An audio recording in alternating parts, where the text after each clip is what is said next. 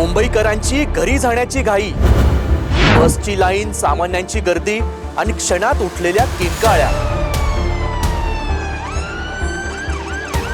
Reverse घेताना नियंत्रण सुटलं, इलेक्ट्रिक बस थेट गर्दीत घुसली। 4 निष्पापांचा मृत्यू, सीसीटीव्ही फुटेज समोर। मुंबईतील प्रत्येक रेल्वे स्टेशन परिसरात रोजच गर्दी असते। काल रात्री भांडूप स्टेशन परिसरातील गर्दीही त्याला अपवाद नव्हती। ऑफिसमधून परतणाऱ्यांची लगबग, बससाठी लागलेली लाईन, घराच्या दिशेने चाललेली पावलं। मात्र क्षणभरात सगळं बदललं। भांडूपचा तो थरारक बस अपघात नेमका कसा होता पाहूयात। लोकांना सुरक्षितपणे त्यांच्या गंतव्यापर्यंत पोहोचवणारी बेस्टची इलेक्ट्रिक बस क्षणातच काळ बनून धावली।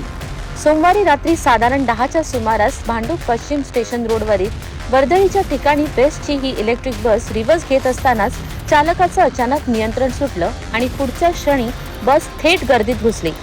कोणाला काही कळायच्या आतच किंकाळ्या, आरडाओरडा, गोंधळ आणि जीव वाचवण्यासाठी लोक सैरावैरा पळू लागले।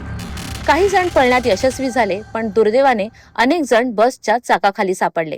आज रात्र भांडूप वेस्ट रेल्वे स्टेशनच्या जवळ 9:35च्या सुमारास BEST बस या ठिकाणी त्याचा अपघात झाला आहे। त्याच्यामध्ये जवळपास 13 जे पादचारी होते ते इंज्युअर्ड झाले। त्या 13 पादचाऱ्यांना आम्ही हॉस्पिटलला रवाना केलं। त्यातील 4 जे लोक आहेत ते या घटनेमध्ये दगावले आहेत। या घटनेतला जो ड्रायव्हर आहे तो ड्रायव्हर पोलिसांच्या ताब्यात आहे। सध्या याबाबत आमचे पोलीस अधिकारी अंमलदार जे मयत आणि जे त्यामध्ये इंज्युअर्ड आहेत त्यांची जी पुढची मेडिकल प्रोसिजर आणि इंज्युअर्ड लोकांचे जबाब नोंदवण्यात आम्ही हॉस्पिटल या ठिकाणी उपस्थित आहे। या भीषण अपघातात 4 निष्पाप नागरिकांचा मृत्यू झालाय, तर 13 ते 14 जण गंभीर जखमी झालेत। अनेक जखमींवर सध्या उपचार सुरू आहेत। या संपूर्ण घटनेचं धक्कादायक सीसीटीव्ही फुटेज आता समोर आलंय। नियंत्रण सुटलेली बस वेगात येत असताना रस्त्याच्या कडेला उभे असलेल्या नागरिकांना थेट धडक दिली। काही जण थेट खाली कोसळले, तर काही जण चाकाखाली चिरडले गेले। बस इतक्यावरच थांबली नाही, ती पुढे जाऊन एका लोखंडी खांबालाही धडकली। अपघातानंतर भांडूप स्थानक परिसरात एकच गोंधळ उडाला। कोणी जखमींना उचलत होतं, तर कोणी मदतीसाठी आक्रोश करत होतं।